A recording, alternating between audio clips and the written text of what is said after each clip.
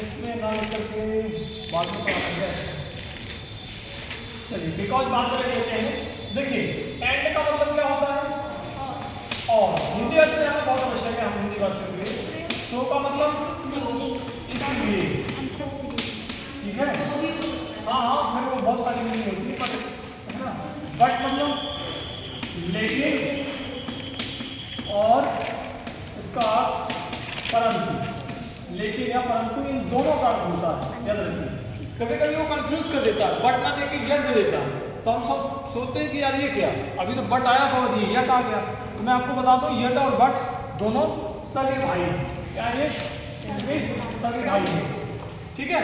अब मैं कुछ एग्जांपल आपको सेट करता हूं कि एंड का प्रयोग कहां पे किया जाएगा और बट का प्रयोग कहां पे किया जाएगा। तो देखिए दिस एग्जांपल, जैसे मैंने लिखा he is my brother, he is my brother, ठीक है।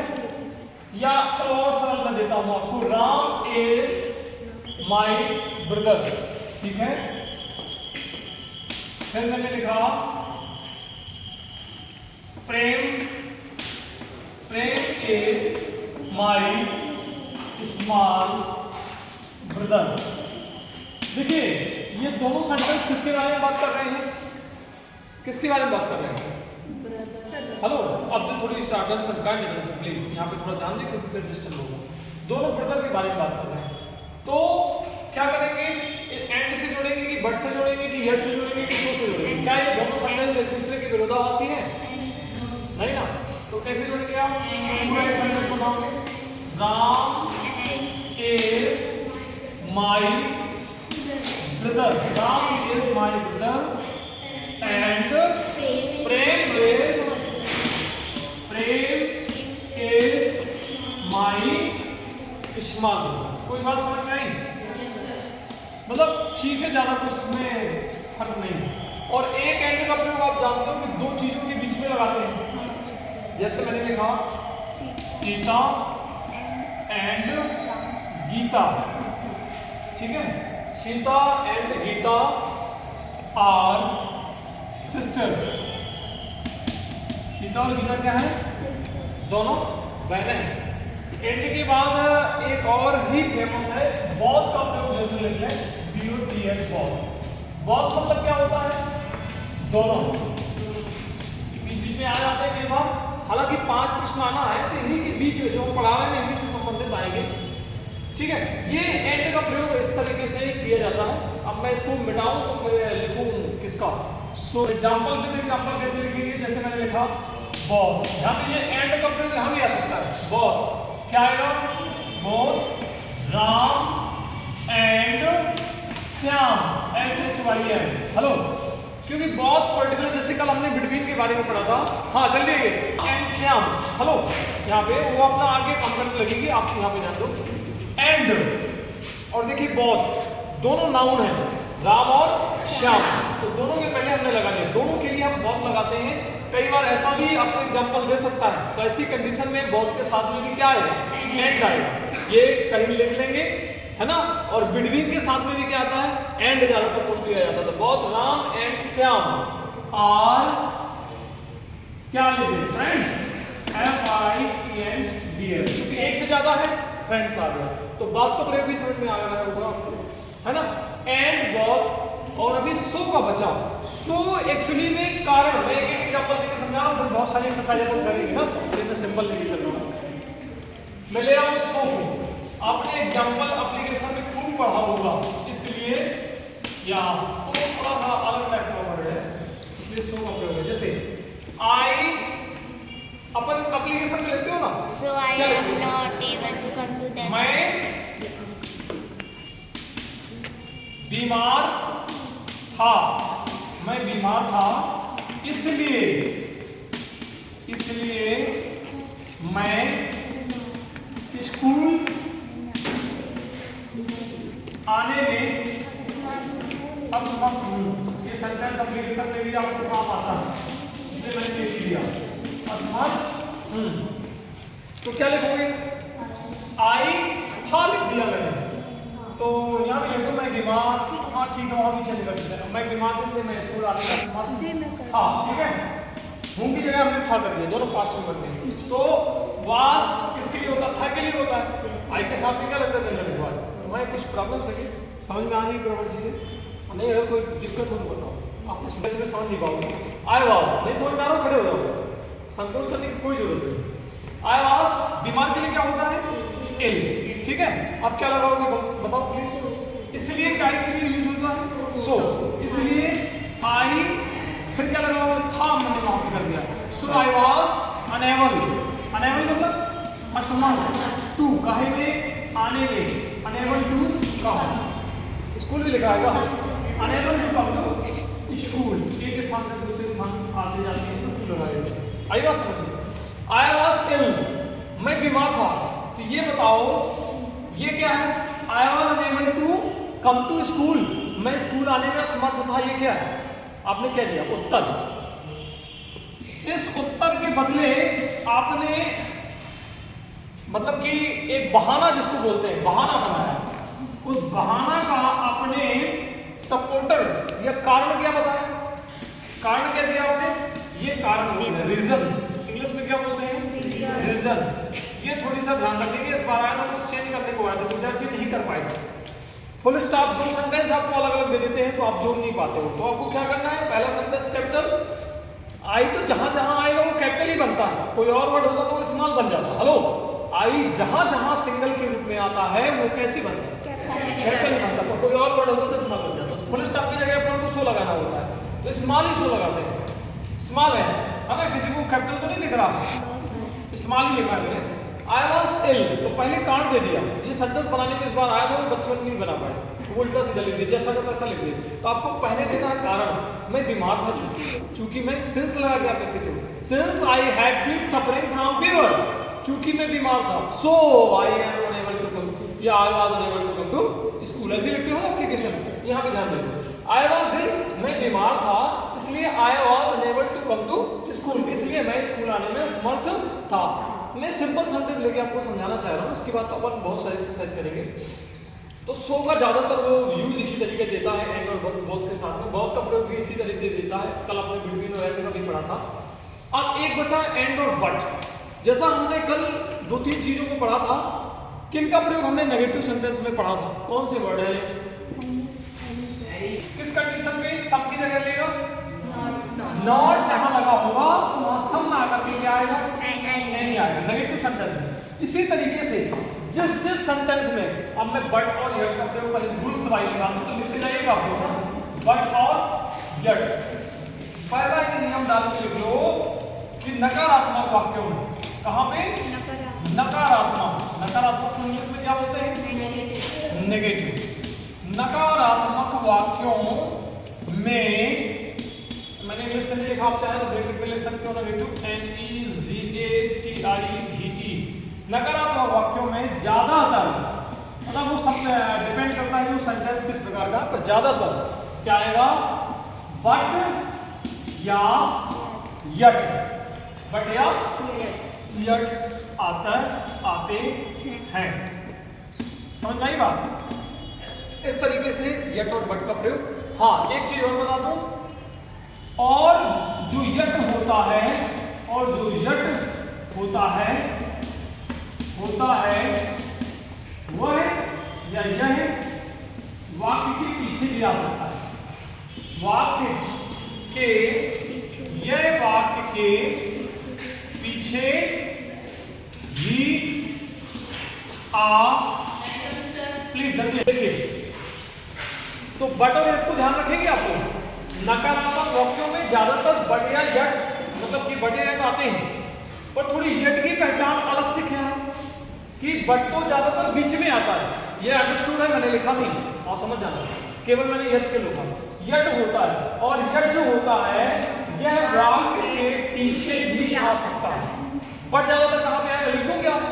बट ज्यादातर बीच में आता है, लिखना हो तो पॉइंट जोड़ लो। बट जबकि जो बट होता है, बट ब्यूटी बट, देखिए मैं बहुत सिंपल आपको पढ़ा रहा हूं, जबकि ब्यूटी बट जो होता है, बट जो होता है, लिखाने की जरूरत नहीं, समझा सकता था, ये समझाने के तौर पे ही लिख रहा हूँ, उस वक्त लिखाई लिख रहा हूँ। बट जो होता है वह ज्यादातर कहाँ आता है?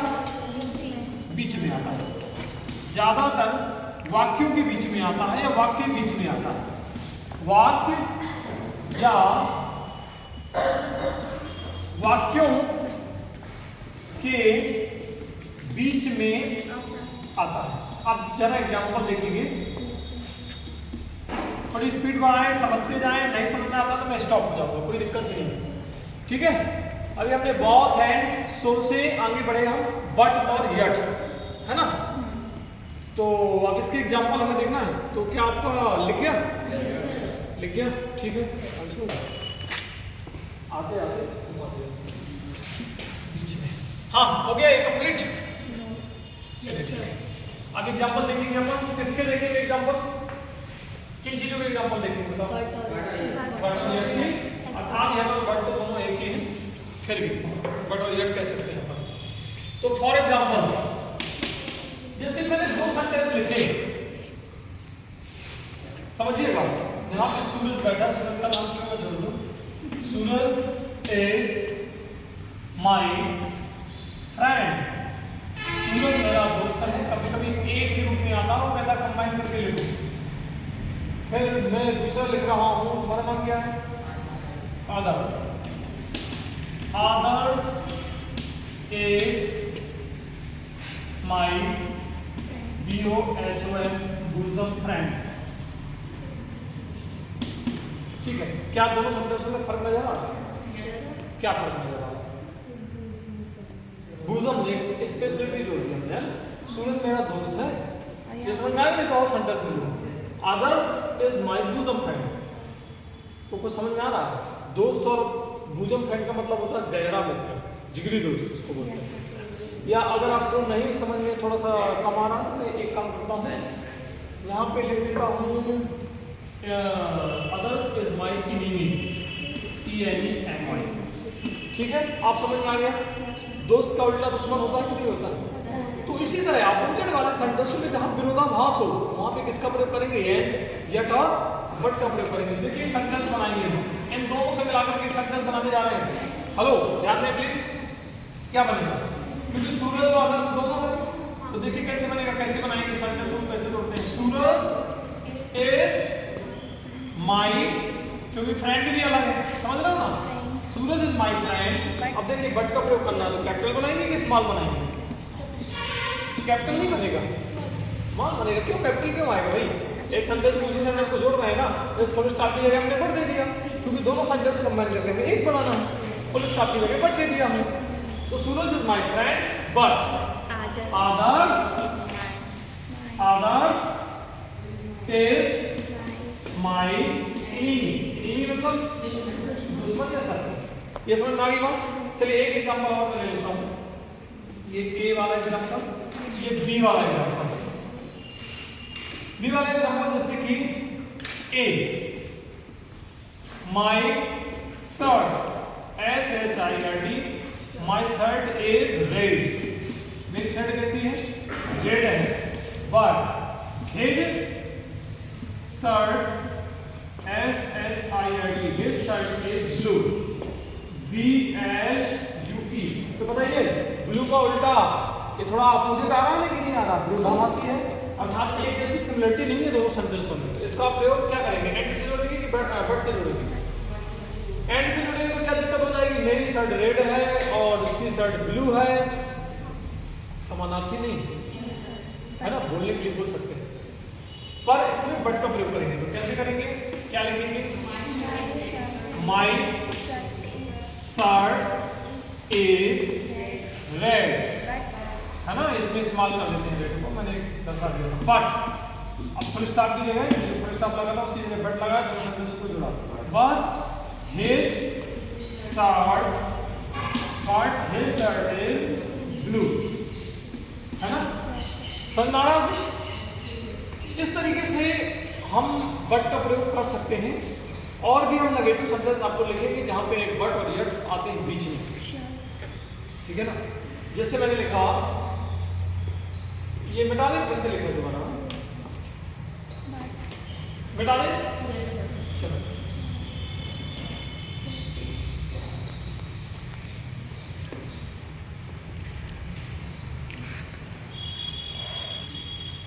रही है जिसको हम बता नहीं पा रहे हैं अभी। क्या प्रपोजिशन का भी प्रयोग करते हैं इन, ऑन, अपन, एट। मैं सोच रहा हूँ कि इसके बाद 2 राउंड में हम एकदम एक्सरसाइज लेंगे और जो अगर कोई नई चीज निकल के आ रही है तो उसको समझाने का प्रयास करेंगे। इन, ऑन, अपन, एट लिख दूं क्या? चलो इसको भी लिख देता हूँ। ये लिखते हैं प्रपोजिशन कहलाते हैं। PREPOSITION ये प्रपोजिशन कहलाते हैं। बहुत सारे होते हैं, इनमें से इन कभी कभी आ जाता है, ऑन आ जाता है, और अपॉन OPON अपॉन या एट। ठीक है, पीछे ध्यान से देखेंगे। इनका प्रयोग किसी चीज, जैसे कि हम आप चेयर में बैठे हो, अगर इस टेबल के ऊपर बैठ गए तो इन नहीं होगा, क्या होगा? ऑन, है ना। तो इनका अर्थ जो होता है शाब्दिक, वो होता है में या अंदर। ठीक है, इसका जो अर्थ होता है ऊपर, क्या होता है? ऊपर, और स्पर्श करते हुए। कैसा बैठा हुआ है? स्पर्श करते हुए, ये ध्यान देना, स्पर्श करते हुए लिखते जाएंगे अपॉन, ऑन, अपॉन। और इन से एक चीज मैं और जोड़ना चाहूंगा, इन से आता है इनटू। कौन आता है? इनटू में गतिशील होता है, गतिशील। हेलो, गतिशील अर्थात जिसमें क्या हुई हो विज्ञान की दृष्टि से गति हुई हो। तो इनसे इनटू, ऑन से अपान, ये सेम है। एक और आ जाता है ओवर। ओवर में क्या है? जिसमें एंगल बनता हो। एंगल मतलब कोण बनता हुआ, वहां पे किसका प्रयोग करेंगे? ज्यादातर ओवर का। और भी ओवर की ढेर सारी यूज है, पर मैं आपको ऐसी बता रहा हूँ जनरली। और कौन बच रहा है प्रपोजिशन जो कभी आता है? जैसे कि आपने बिसाइड पढ़ा होगा, BESID। बिसाइड मतलब सुना ना, बगल में। सुना कि नहीं सुना? बगल में आता है। और कौन प्रपोजिशन आ जाता है बताओ? और कोई याद आ रहा है? नहीं तो मैं इसको रफ करता हूँ। चलो हम एक ही करके इनका प्रयोग करता हूँ, फिर यदि कोई आता है जो हमारे जनरली बहुत सारे होते हैं, पर मैं कह रहा हूँ जो हमारे यूज में आ रहे हैं। ठीक है बेटा, तुम नहीं सर, नोट कर रहे हो? इन, सबसे पहले इन का प्रयोग करेंगे। तो जैसे मैं लिखता हूँ, देखिएगा, मैं कमरे में हूँ। कहाँ पे हूँ? मैं कमरे में हूँ। क्या बता रहा है सेंटेंस? कि केवल मैं कमरे के अंदर हूँ। कहाँ पे हूँ? हेलो, कमरे के अंदर हूँ। तो क्या लिखोगे? I am in room. ठीक है, अब देखिए इसी सेंटेंस को हम दूसरे तरीके से यदि लिखेंगे, इसी का अगला भाग, मैं कमरे में आया। ध्यान दीजिएगा बहुत ही अच्छे से, मैं कमरे में आया। देखिए मैं शब्द आया कि नहीं आया? और वो जब कमरे के अंदर आया तो उसने गति की कि नहीं की? हेलो, गति हुई पीछे पहली। जब कमरे में आएंगे तो चल के आएंगे ना, चल के आएंगे तो गति करेंगे कि नहीं करेंगे? तो क्या लिखेंगे यहाँ से? आई मीन्स मैं, और आना पास्ट का टेंस है। अभी टेंस पढ़ाएंगे, एक्चुअली इसलिए मैं ज्यादा नहीं कर रहा हूँ। आई कैन, तो इनकी जगह अब पे आएगा इनटू। आई कैन इनटू कहाँ? रूम। ये सेंटेंस समझ में आया कि नहीं आया? इसी तरह ऑन और अपॉन का होता है। ठीक है, पर एक चीज इनके अंदर और है, मैं आपको नोटिस के रूप में या नोट के रूप में लिखा दूं। जितने भी बड़े शहर हैं, लगभग उनके पहले क्या आता है? इन। जितने बड़े शहर देखिए, जैसे I belong, BELONG, belong to. देखिए ध्यान दीजिए, जबलपुर महानगर है कि नहीं? जबलपुर NNP। समझ में आई बात? और एक और नियम बना के रखा है कि यदि कोई सेंटेंस में कोई एक चीज और बड़ी हो तो जबलपुर से बड़ी क्या? यार पूरा सेंटेंस गलत लिखा है। मैं कमरे में छूट गया है। ठीक है, बता दिए, बहुत अच्छा। मैं कमरे में, अब सही? ठीक है, very good. I belong to in Jabalpur. कहाँ से बिलोंग करता हूँ? या चलो ये बिलोंग अच्छा नहीं, मुझे नहीं लगता, हम लिव कर देते हैं। I live in, live means रहना। कहाँ रहता हूँ? I I live in Jabalpur in MP. पर कभी कभी जब जबलपुर के अंदर अगर इसमें और एक चीज जोड़ेंगे, देखिए पाटन आपने नाम सुना? पाटन अपने आप में बड़ा है, पर ये जबलपुर महानगर इसलिए अपन जानते हैं बेसिकली, इसलिए लिख देंगे। ध्यान से लिखिएगा, पीछे नहीं प्लीज, यहाँ देखिए I live at Patan, PATAN, I live. क्योंकि आप जानते हैं पर्टिकुलर हमारे मध्य प्रदेश में 4 महानगर है। कौन कौन महानगर मध्य प्रदेश में? ग्वालियर, इंदौर, भोपाल और आपका जबलपुर भी महानगर के अंदर आता है, इसलिए हमने इन पर्टिकुलर लगाया। आई लिव एट पाटन इन जबलपुर। यदि मैं ऐसा लिख दूं, तीसरा वाला सेंटेंस, फर्स्ट सेकेंड और this is the third, I live, ध्यान से सुनिएगा, I live at Adhartal. Adhartal Jabalpur के सामने छोटा है कि नहीं? आई लिव एट आधारताल, फिर क्या लिखोगे? इन जबलपुर। अर्थात इस सेंटेंस में सबसे बड़ा कौन है? आधारताल की जबलपुर, जबलपुर। इसलिए बड़े चीज के पहले, बड़े शहर के पहले, बड़े नाम के पहले क्या लगाओगे आप? इन लगाओगे। उससे छोटे के पहले क्या लगाओगे? एट लगाओगे। ये चीज इनके समझ में आ गई। और इन और कहाँ लगाते हैं? First, second, third. ये पहला नोट हो गया। इसमें दूसरा नोट, महीनों के पहले, महीनों के पहले, महीनों के पहले। फॉर एग्जाम्पल जैसे क्या लिखोगे आप? इन जनवरी, क्या लिखोगे?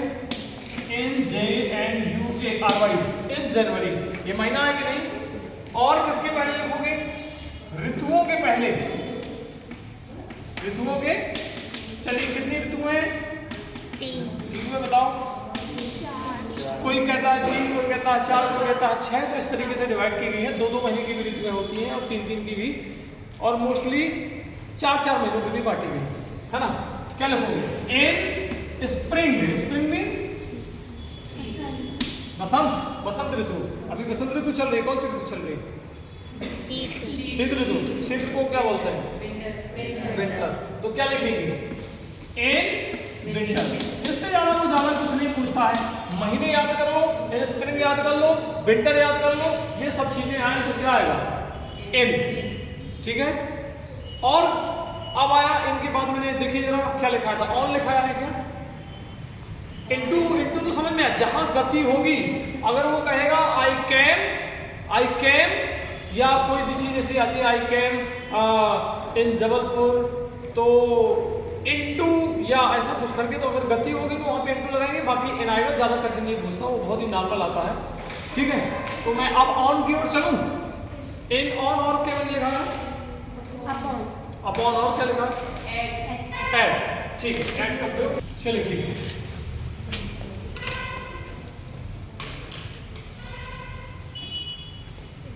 बड़ा नॉर्मली पूछता है आपके इसमें जो है,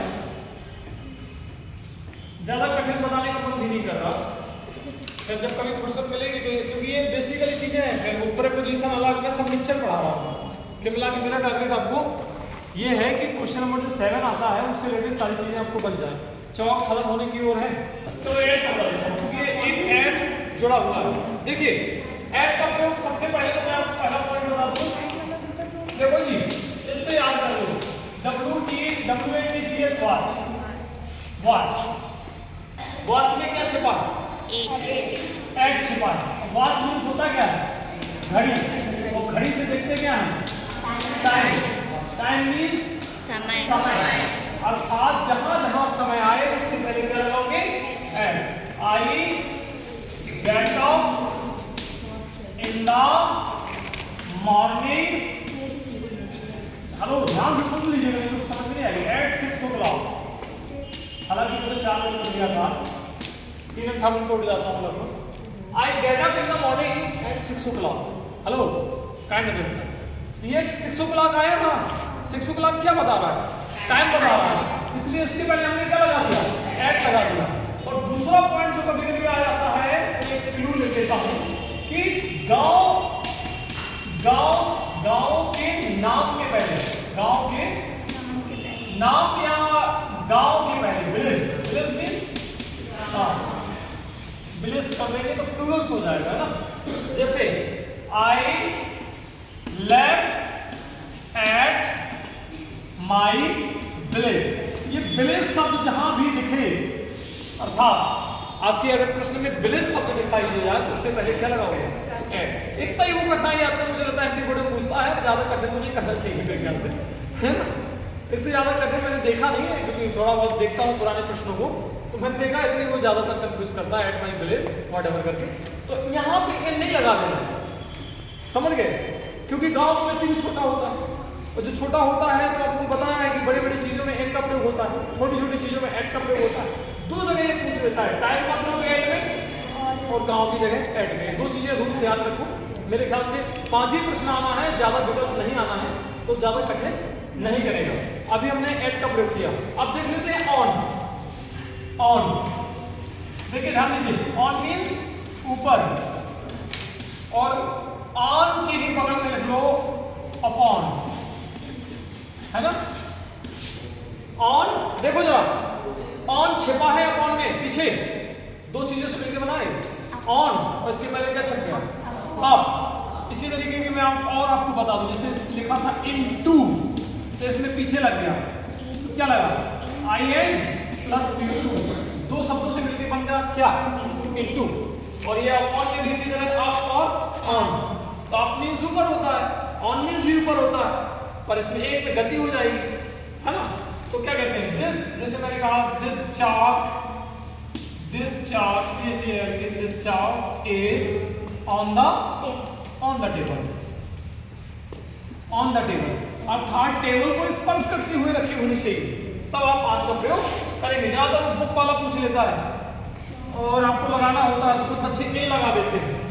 जब कोई चीज ऊपर रखी हो तो क्या लगाएंगे? ऑन, अर्थात ऊपर हो लेकिन स्पर्श करते हुए। नहीं बात समझ में आ रही सूरज कुमार? आ रही, वेरी गुड। तो ऑन में भी ज्यादा कठिन नहीं पूछता है, और इससे गति पकड़ेगा तो अपॉन कर देगा, और वाच का प्रयोग हो गया। और प्रीपोजिशन में क्या बोलता है? बिसाइड। बिसाइड मीन्स क्या होता है? बगल में। तो चलो बिसाइड का भी इसी में लिख लेते हैं, BESIDE, बिसाइड मीन्स बगल में, बगल में। तो मैं उसके बगल में बैठता हूं, तो क्या बनेगा इसका सेंटेंस? आई सेट बिसाइड, किसके बगल में? आई सेट बिसाइड माई फ्रेंड, मैं अपने दोस्त के बगल में बैठता हूं। और भी सेंटेंस बना सकते हो इस तरीके से। बिसाइड का प्रयोग ध्यान रखिएगा, इसमें इन ना कर देना, ऑन ना कर देना, क्योंकि अब दोस्त के बीच में बिसाइड क्यों, इन ऑन का प्रयोग क्यों आएगा भाई, ये थोड़ी समझिएगा। यहाँ पे इन लगा दूं क्या हो जाएगा? आई सेट इन माई फ्रेंड, मैं अपने दोस्त में बैठता हूँ, ऐसा हो जाएगा। ऑन करोगे तो दोस्त के ऊपर बैठता हूँ इसलिए बिसाइड का प्रयोग आपको करना ही पड़ेगा। ठीक है, ये क्लियर हुए प्रीपोजिशन कुछ? और प्रीपोजिशन मेरे ख्याल से आते नहीं है। अंडर आ जाएगा भी, तो अंडर का मतलब नीचे होता है ना। ओवर का है, जैसे कि मैं देख पा रहा हूँ, जैसे यहाँ पे खड़ा हूँ, मैंने कहा कि this fan is over me, तो ये फैन जो है एंगल बना रहा है कि नहीं बना रहा? अर्थात अगर ऐसे हो जाऊंगा तो एक शब्द आता है बिलो, ये बिलो कहलाए, टच नहीं कर रहा मेरे को, बिलो। और जब मैं ऐसे तिरछा करके करूंगा तो this position is called the over, और फिर ओवर के ढेर सारे प्रयोग हैं, पर मुझे लगता है इन्हीं में से आएंगे। कोई ये कठिन आए तो आपको तो 5 करना है, एक ड्रॉप कर देना है, परेशान मत होइए आप। अभी फिर मैं एक्सरसाइज को कभी देख लूंगा, ठीक है। ये प्रपोजिशन क्लोज करता हूँ। मुझे अब एक बेसिकली चीज बताना है, कभी कभी आ लिटिल, आ फ्यू, और ये इससे संबंधित, ये एक जैसे ध्यान रखिएगा। आप थोड़ी और कॉन्शियस हो जाइए और इनको बता देना, बता दो इसको, ठीक है। सुना आपने कभी? इसका सुना होगा लिटिल, सुना है? इसके बाद में सुना होगा द लिटिल, ये द लिटिल सुना है? द लिटिल, इन तीनों के लिए आपको लिख देता हूँ। आ लिटिल का मतलब होता है ना के बराबर, हेलो, ना के बराबर, समझ गए? ना लगा, अर्थात यहाँ पे नकारात्मक चीज है, ना के बराबर। गलत लिख दिया मैं, आप लोग बोल भी नहीं रहे मेरे को। आ लिटिल है, इसका मतलब होगा आ लगा है, आ लगा है तो एक, आ का अभी लिखना नहीं, रुक जाओ। आ का मतलब एक, और सिंगुलर की चीज हो गई ना, और यहाँ पे एक्चुअली मुझे लिटिल यहाँ लिखना था, तो उसी चक्कर में ये हो गया। आ लिटिल का मतलब कुछ है, जहां जहां ए बोलते ना, दिस इज अ बॉय, ये एक लड़का है, दिस इज अ गर्ल, ये एक लड़की है ना, he is a, C is a, ऐसे करके बोलते हैं ना। तो आज यहाँ पे आए तो कुछ एक हो गया। अब देखिए कुछ तो पहले हो गया और एक बाद में आ गया, कोई दिक्कत नहीं है ना। अब यहाँ पे जो मैंने इसका अर्थ लिखा था उसका अर्थ हो जाएगा क्या, ना के बराबर, ना के बराबर, अर्थात इसका दूसरे अर्थों में क्या हो जाएगा, बिल्कुल भी नहीं, बहुत कम, बहुत कम। ना के बराबर मतलब क्या होगा, मतलब कुछ खास नहीं, बहुत से अलग अर्थ होते हैं हिंदी में। और दालेबी का अर्थ होगा वो जो कुछ, वो जो कुछ, या इसको और भी बोलते हैं वो कुछ। बोलते ना घर में माता लोग, अरे वो कुछ रुपए हमारे पास पड़े थे ना, वो वाले, अर्थात वो एक्वेंटेड है, परिचित है। अब ये प्रश्न उठता है, एक और भी सेम चीज होती है तो मैं सभी को लिख देता हूँ। अब इसी के सिग्नल लिखूंगा आ फ्यू। अब इसका अर्थ आप लोग बताओगे, सेम होता है, इसका अर्थ होता है फ्यू, इसका अर्थ होता है फ्यू। जगह छोड़ी रहिएगा थोड़ी, अभी लिखाऊंगा बीच में ना। इसका अर्थ होगा द फ्यू। सेम अर्थ होता है विद्यार्थियों, सेम अर्थ होता है। तो अर्थ लिखूंगी, आप लोग समझ जाओगे, लिखूं कि समझ जाओगे, ये तो लिख देता हूँ। आप फ्यू का मतलब भी कुछ एक, ये ध्यान से समझ लीजिए, बहुत इंपॉर्टेंट है। और फ्यू का मतलब क्या हो जाएगा भाई, ना के बराबर। और द फ्यू का मतलब वो जो कुछ, वो जो कुछ, ठीक है जी, वो जो कुछ। अब समस्या है कि सर एक जैसे अर्थ है, समस्या क्या है। तो हमने वहां पे काउंटेबल और अनकाउंटेबल की चर्चा की थी कि नहीं की थी। तो इसका जो प्रयोग होता है इन सभी का, ऐसे लोग बना के, इनका प्रयोग काउंटेबल में होगा कि अनकाउंटेबल में, कैसा लग रहा है, ये थोड़ा याद रखना पड़ेगा। मुझे भी भूल जाता था कई बार, जब बचपन में छोटा था तो सोचता था यार ये काउंटेबल लगता है कि अनकाउंटेबल में लगता है। लेकिन एक चीज ने मुझे हमेशा के लिए जिंदा करवा दिया, वो मैं बताता हूँ अभी। ये काउंटेबल में नहीं है, अनकाउंटेबल, UNCOUNTABL। अब मैं याद कराना चाहूंगा, इसको बोलेंगे अगणनीय। क्या बोलेंगे, अगणनीय, अर्थात जिसकी गणना नहीं की जा सकती है। ऐसी कौन सी चीजें हैं जिसकी गणना नहीं की जा सकती है? हेलो एंजल शर्मा, क्या बात है, इधर देख लो, है काहे गुमराह थे। अनकाउंटेबल, अगणनीय, अर्थात कौन सी ऐसी चीजें, खड़े हो जाओ बताओ, तुम्हारा माइंड वैसे भी घूम गया है, खड़े होकर बताओ मुझे। हाँ बताओ, अगणनीय चीजें कौन कौन, अगणनीय चीजें कौन कौन है?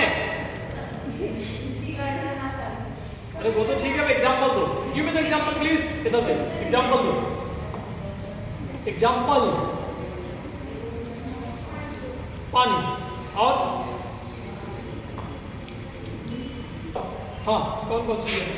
पानी, हाँ वाटर, ज्ञान, ज्ञान भी, वेरी गुड। यही एक वर्ड है जो हमेशा मुझे याद दिलाता था। एक सेंटेंस मैंने याद कर रखा था, तो जब भी मुझे अ लिटिल नॉलेज बार बार आता था, I have a little knowledge, मुझे थोड़ा बहुत ज्ञान है, ठीक है, कुछ एक ज्ञान है, तो वो लिटिल नॉलेज जो है मुझे याद करवा देता था कि नहीं भैया, वो याद हो गया था सेंटेंस मुझे। तो मैंने सोचा नहीं यार, ये नॉलेज मतलब गिना नहीं जा सकता है, अर्थात अगणनीय है।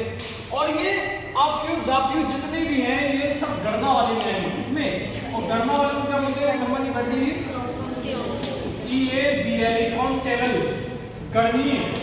एंजल शर्मा पढ़ाई पे ध्यान दो, है ना, भटको नहीं रही की तरह।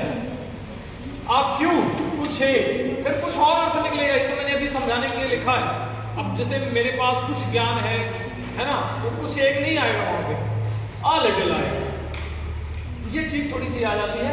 और गणना में अनकाउंटेबल में अपन ने मच का प्रयोग करना सीखा था, और इसके अलावा सम का भी तो प्रयोग किया है, उसमें काउंटिंग तो कहाँ होती है, कुछ बच्चे आए हैं, कौन से बच्चे हैं, कितने बच्चे हैं नहीं पता, है ना। अब अपन ने मैनी का प्रयोग किया था, तो मैनी में तो काउंटिंग हो जाती है ना, उसमें भी मैनी अगर कह देगा तो ये नहीं पता चलता कि भैया कितने बच्चे। पर मैनी वाटर से नहीं बोलता, मैनी बॉयज बोलता है ना। सम स्टूडेंट, वो दोनों में होता है, सम स्टूडेंट मतलब स्टूडेंट को गिना जा सकता है। पर वो जो कह रहा सम लगा दिया, तो हम ये नहीं पता लगा सकते कि कितने, लगा सकते हैं क्या, नहीं। इसके एग्जांपल मैं आपको समझा देता हूँ, एक आध दो लिख देता हूँ तो समझ में आ गई बात। यहाँ पे ना के बराबर अर्थात अगर कुछ भी नहीं है तो फ्यू का प्रयोग करेंगे, लेकिन किसमें करेंगे? काउंटेबल में। एग्जांपल आपको ले लेते हैं। लिटिल, द लिटिल का प्रयोग कहाँ पे करेंगे? जिसकी गणना नहीं की जा सकती वाटर के लिए। तो मैं एग्जांपल बताऊं, मिटा दूं उसको? लिख लिया आपने? नोट डाउन, पीछे नोट कर लिया आपने? भैया आप ध्यान दे, टांग खींचना, ठीक है? हल्का एक कुछ वर्ड याद कर लीजिए। मैं क्या पढ़ाने जा रहा था? एग्जाम्पल। चलिए एक एग्जाम्पल में लिखी दूं जिससे मुझे याद रहता है, तो मैं लिखूंगा आई हैव अ लिटिल, देखिए आ लगा दिया मैंने, I have a little knowledge, TNOWLED, ये होती क्या स्पेलिंग? देखो अ लिटिल, ध्यान रखिए, नॉलेज, नॉलेज मतलब ज्ञान, अर्थात ज्ञान जिसकी काउंटिंग की जा सकती है। क्या मेरे अंदर कितना ज्ञान है? काउंट कर सकते हो? नहीं। तो अ लिटिल लगा दिया, मतलब थोड़ा बहुत ज्ञान है मेरे पास, कुछ हद तक ज्ञान है। और इसी सेंटेंस में जो दूसरा मैंने ऐसा बनाया, अब हमको करना है अफ्यू का प्रयोग। तो अफ्यू में नॉलेज बनाते क्या आएगा बताओ? आई हैव अ फ्यू, क्या है बोलो? डेज, डेज मतलब दिन। हाँ बिल्कुल आ सकता है, दिनों की गिनती की जा सकती है कि नहीं की जा सकती? अब एंजल शर्मा को अच्छा लगा, I have a few days, वो कह रही कुछ ही दिन है सर बस। I have a few days, exam के ना 5 फरवरी से एग्जाम है। चलिए ठीक है, तो हमने अ लिटिल का प्रयोग यहाँ कर लिया, अ फ्यू का प्रयोग यहाँ कर लिया। अब देखो, अब एंजल, अभी नाम आगे तो लिखी दूं, एंजल हैज, हमने हैव से हैज कर दिया, क्यों कर दिया? क्योंकि एंजल आ गई, एंजल एक है। एंजल हैज, क्या लिखूं बताओ? फ्यू फ्रेंड्स, फ्यू फ्रेंड्स, क्या दोस्तों को काउंट कर सकते हैं? हेलो, अर्थात इसका अर्थ क्या? ना के बराबर, कुछ भी नहीं कह सकते, ना के बराबर अर्थात बिल्कुल भी नहीं। कहीं वो कहने का अर्थ होता है गिनती के संख्या में, अर्थात है ही नहीं है उसके दोस्त, है ना? क्योंकि एक लगा दो तो कम से कम एक की पहचान तो है ना? और चौथे में चलो इसका भी प्रयोग कर देते हैं, सी कर देते हैं, सी। अब भाई अगर हमको लिटिल का प्रयोग करना है तो क्या लिखोगे? She has little milk, MILK, milk in the pot, in the pot में क्या होगा? पिक्चर क्या होगा? पिक्चर में मटका भी डालते हैं, होता ना मटका। देखें, she has little milk in the picture, उसके पास उसके मटके में ना के बराबर दूध है, मतलब है ही नहीं कुल मिला, है ना? इसी तरह लिटिल हो गया, फ्यू हो गया। द फ्यू का प्रयोग तो सिंपल है, द फ्यू का प्रयोग जिससे अक्वेंटेड है वही, जैसे ए एंड द का प्रयोग हमने बताया था, है ना? तो फिर यहाँ पे करेंगे कि आई हैव टेकन द, क्या लिखेंगे? लिटिल मिल्क के लिए क्या लिखोगे? फ्यू की little, I have taken the milk, ठीक है? I have taken the little milk, I have taken the little milk, मैंने वो दूध क्या किया? लिया। I have taken the little milk, मैंने वो दूध, अच्छा जो भी मेरे पास वो जो दूध था उसको मैंने लिया, ऐसे बोलते हैं ना, ऐसे आ जाएगा।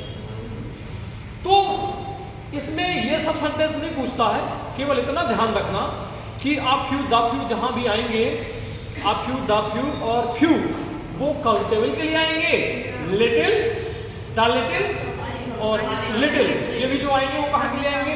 अनकाउंटेबल के लिए। कभी कभी वो मच और ये सब ना देकर के क्या दे देता है? लिटिल लिटिल दे देता है, तो हम परेशान हो जाते हैं। आप लोगों को भी भूलेगा कि सर काउंटेबल में आएगा कि अनकाउंटेबल। कोई एक सेंटेंस क्लियर कर लो, जैसे मेरे को ये नॉलेज वाला ना शब्द है ना, ये सेंटेंस मुझे याद हो गया तो मैं हमेशा इसको याद, अच्छा आइए मैंने भूल जाता था कि सर ये काउंटेबल में कि नॉन काउंटेबल, तुरंत मैंने याद किया, अच्छा नॉलेज, अच्छा लिटिल, एक शब्द याद कर लो तो फटाक से आ जाता है, चीज़ों की बड़ी खुल जाती है ना, कोई बात ही नहीं। फिर चाहे वो लिटिल पूछ ले, द लिटिल पूछ ले या कुछ भी पूछ ले, तो ये भी क्लियर हो गया। अब क्या बचा बताओ? आपकी जो ग्रामर में आता हो और आपसे तो जो डेटे पढ़ाएंगे वो टेंस में है तो वो बता दो। और कुछ बचा? नहीं सर। लेवल का मतलब क्या निकला? एंटीबोड। एक फोटो खींच देने का भैया, खींच लिया आपने कि नहीं? नहीं। पूरी अच्छे से खींच लो प्रियांशु जी, थोड़ा कमरा नहीं दिखाना, कुछ नहीं दिखाना, बच्चे बैठे घुस रहे हैं, तो खासतौर पे सैलाब की फोटो जरूर ले